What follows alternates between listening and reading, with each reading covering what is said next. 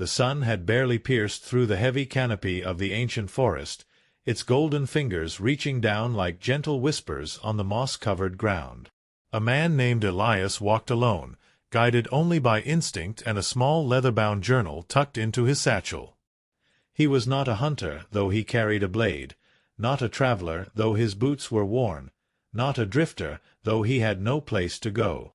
Elias was a listener of the wild, a soul who had wandered from village life years ago to seek solace in nature's heart. For days he had followed a feeling, an unexplainable pull into the deepest parts of the forest no man dared to dwell in for long. Locals called this part of the woods Ndoto Wajane, Widow's Dream, a land shrouded in legend, said to be where the spirits of grieving animals walked among the trees. That evening, the forest was strangely silent. No bird called. No insect hummed. Only the wind sighed through the branches. Elias paused at a clearing beside a slow-moving stream. His breath caught as he noticed something across the water, a shape low and golden, barely distinguishable from the tall grass. A lioness. But not just any lioness. She did not roar or prowl with pride as he had seen in his youth during safaris with his father. She knelt low, her head bent, not in attack, but in sorrow. Her eyes shimmered with wetness, and though Elias told himself it was a trick of the light, he could swear. No, he knew, she was crying. Their eyes met. And in that moment, something passed between them that no language could explain. "Help me." The whisper of the forest, or the unspoken plea of a mother? He didn't know yet. Elias had never seen a lion this way before. Not in books, not in dreams, not even in the stories his grandmother used to tell. The lioness stood slowly as he took a cautious step forward, but she did not growl or bare her teeth. Her body trembled, and her ribs were visible beneath her matted fur. This was no queen of the savannah. This was a mother in despair. She turned her head toward the forest's edge, where the trees grew darker and closer together, and gave a low whine, soft, mournful, more like a lullaby interrupted by grief. Then, to his astonishment, she took a step forward, looked back at him, and repeated the motion. "Come with me." Elias felt the air shift around him. Logic screamed for him to retreat. This was still a wild animal, but something deeper held him still. He followed. The lioness led him down a hidden path, thick with ferns and twisted roots. Branches tore at his sleeves, and a low mist clung to the earth like a ghost watching from below. After nearly an hour of walking, she stopped at a ridge above a narrow gully. Below them, partially hidden beneath fallen logs and twisted vines, was a den. He could hear whimpering. Then he saw them, 2 lion cubs, barely old enough to stand, their fur dirty and their movements weak. One was lying completely still, chest barely rising. The lioness descended quickly and nuzzled the cubs, licking them feverishly as a choking sound escaped her throat. She looked up at Elias with eyes that no longer asked but begged. Elias knelt down at the edge of the ridge, his heart pounding. "You want me to help them?" he murmured. She blinked, slowly. Elias descended into the gully, moving slowly so as not to startle the lioness. But she didn't react with aggression. She simply backed away, giving him space to approach her children. The smaller of the 2 cubs was burning with fever. Elias gently placed a hand near its side. The breath was shallow, barely a whisper, and its paw twitched faintly in distress. The other cub was in better condition but gaunt, as if starving. He didn't have much in his satchel, dried berries, medicinal herbs, a flask of water, but it would have to do. He soaked a rag with the water and gently dabbed the hot fur of the weaker cub, murmuring softly. The lioness sat near him now, watching with wide eyes, twitching every time the cub made a sound. Night fell quickly in the forest. Elias built a small fire with dry bark and leaves, shielding the cubs from the chill. The lioness didn't leave them, not for a moment. When he moved too quickly, she'd grow tense, but otherwise she allowed his presence, almost as though she knew this man was her last hope. As the night deepened, Elias found himself asking, what had happened to drive this lioness to seek a human's help? Predators didn't usually reach out to men. Then, just before sleep took him, he noticed the gash on her flank, a wound, old but deep, possibly from a bullet or a trap. She had been wounded and left to care for her cubs alone. He stared into the fire, the silence pressing against his ears like a heavy cloth. In the realm of the wild, grief had a sound. It was the quiet breath of a lioness watching her child struggle to live. And now it was his grief too. Dawn rose like a whispered promise, soft and slow. The first rays of sunlight painted the gully in gold, and Elias blinked awake, the smell of ash and damp earth still clinging to him. He turned to the cubs. The weaker one was breathing better. Not strong, but better. He smiled slightly, rubbing his tired eyes. The lioness approached and sat beside him, their shoulders almost touching. She had not attacked. She had not run. And somehow, in this strange world tucked between dream and forest, Elias began to understand something more than words. He looked into her eyes again. They weren't just animal eyes. They carried a story. He saw flashes. A plain drenched in rain. A lion, her mate, brought down by poachers. A trap hidden in the tall grass. Cubs born early, born in grief. And her. Alone. Chased by men. Injured. Bleeding. But alive. He didn't know how this knowledge came to him, visions or the forest's gift, but he believed them. "You've lost everything," he whispered, his voice hoarse. "And still you fight for them." The lioness blinked slowly, then turned and nuzzled her cubs again. And Elias knew. This journey wasn't over. They had to move. The cubs wouldn't survive here. The scent of blood, fire, and the weak would surely draw predators or worse, man. He looked down at the journal in his satchel. Whatever came next, he would write it down, not for glory, but so the world would know. Grief, love, and courage were not human things alone. By mid-morning, the forest no longer felt silent. It felt watched. The wind rustled leaves above, but Elias felt something deeper moving below it. Predators, perhaps. Or worse, men with guns. His father used to say that in the wild, men were the most dangerous creatures. The lioness paced restlessly beside the cubs, sniffing the air, her ears twitching. Elias packed his few belongings quickly, then turned to her. "We have to move," he whispered. She seemed to understand. With a soft grunt, she nudged the cubs, urging them up. The healthier one wobbled to its feet, but the smaller cub was still weak. Elias stepped forward, carefully, his hands open. The lioness gave a low growl of warning, but then paused.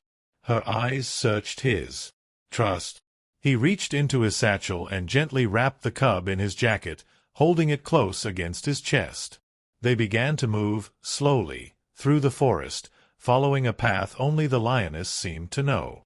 Elias walked behind her, carrying the weaker cub, while the stronger one staggered along at her side. It was surreal, this strange caravan of beast and man, bound by desperation and love. The deeper they went, the more twisted the forest became. Vines like veins wrapped the trees, and the light grew dim. Elias felt the weight of watching eyes, and once he caught the faint rustle of movement, something large and low to the ground. The lioness turned sharply, growling deep in her chest. Then silence. They kept moving. Hours passed before they reached the base of a hill. A narrow cave, half hidden by roots and moss, yawned like a secret in the earth. She led them in. Inside was dry, shadowed, and safe, for now.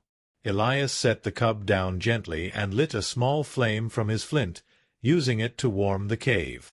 The lioness lay close to her children, wrapping her body around them protectively. Elias sat down across from them, back to the stone wall, knees drawn to his chest. He exhaled slowly. But the forest did not rest. And neither did whatever stalked them. The night brought no dreams, only dread. Elias jerked awake to the sound of a branch snapping just outside the cave. The lioness was already up, tense, her muscles coiled like rope. Elias rose, taking the small blade from his pack and creeping to the cave entrance.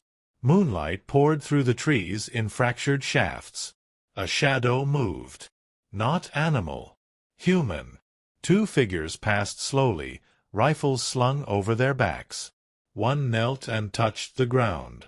Elias could hear their voices now, whispers, muffled by distance but clear enough to tell their intent. Lion tracks. And human. He's nearby. Poachers. They were tracking her. And now, because of him, they knew there was a man with her. Elias ducked back into the cave, heart pounding. The lioness stared at him, her chest rising and falling in fast breaths. "They're hunting you," he said. "Us." She growled, deep and angry. He had to make a choice. Stay here and wait to be found, or run again, and risk being caught in the open.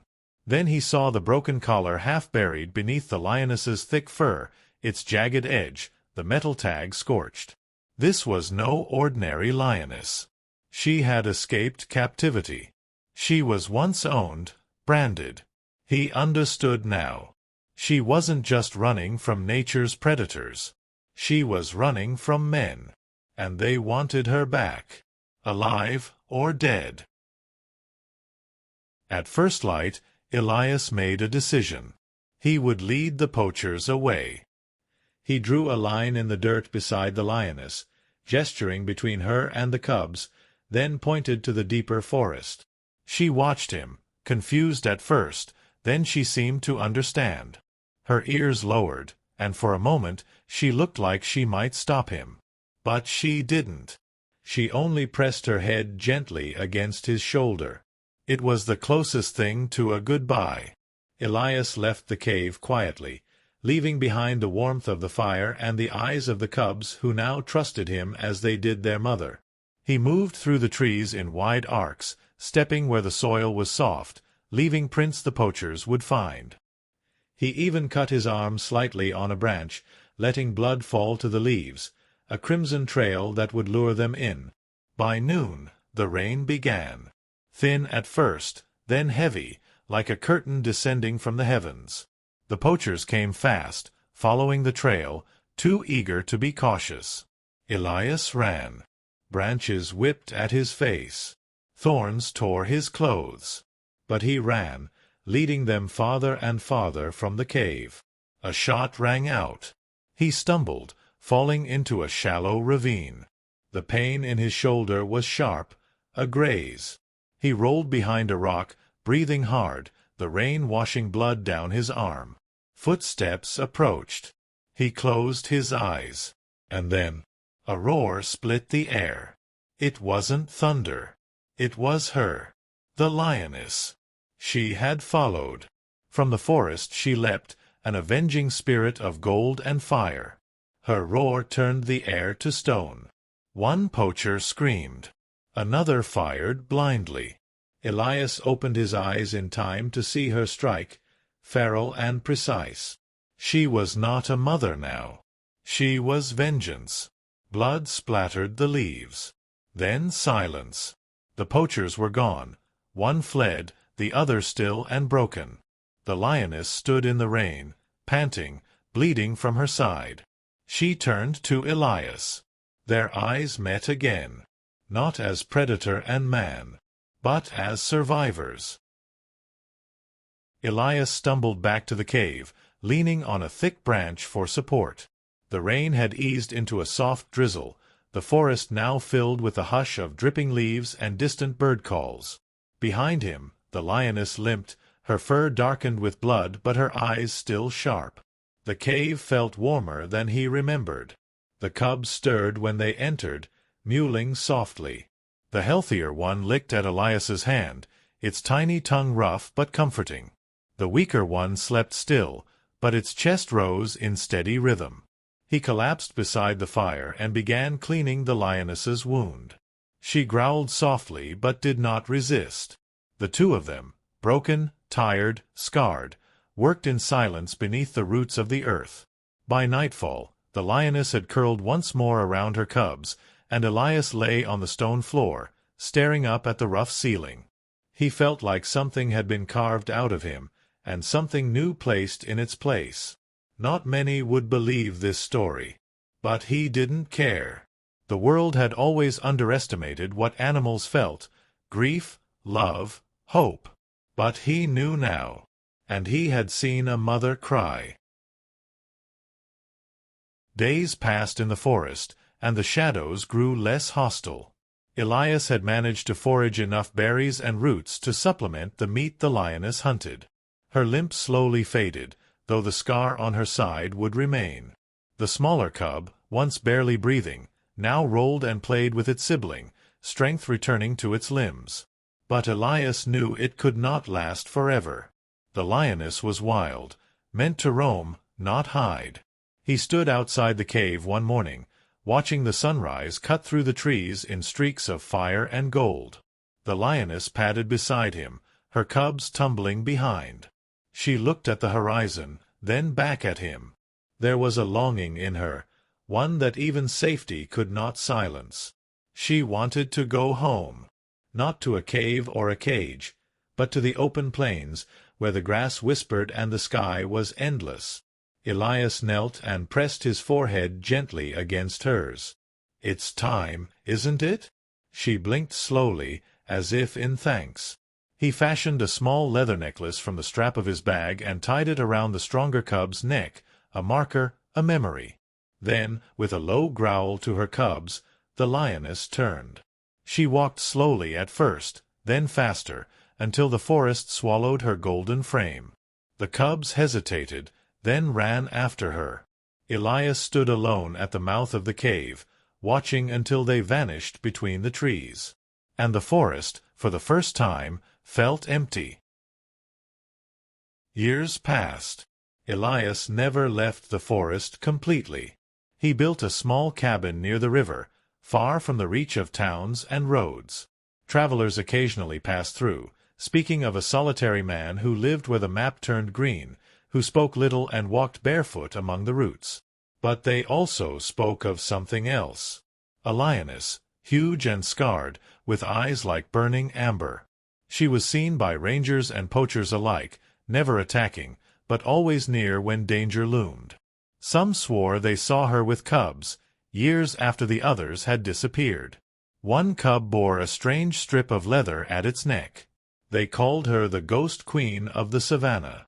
To some, she was just a myth. To Elias, she was memory. He often sat by the edge of the forest, listening to the wind rustle the grass, hoping to hear a distant roar. And sometimes, on the stillest nights, he did. A call not of hunger or rage, but of thanks. He never forgot the tears she shed, nor the moment her wild soul trusted his fragile one. For in the heart of the forest a lion had wept, and a man had listened. And somewhere far, beneath a sky too wide for walls, the lioness still ran, free.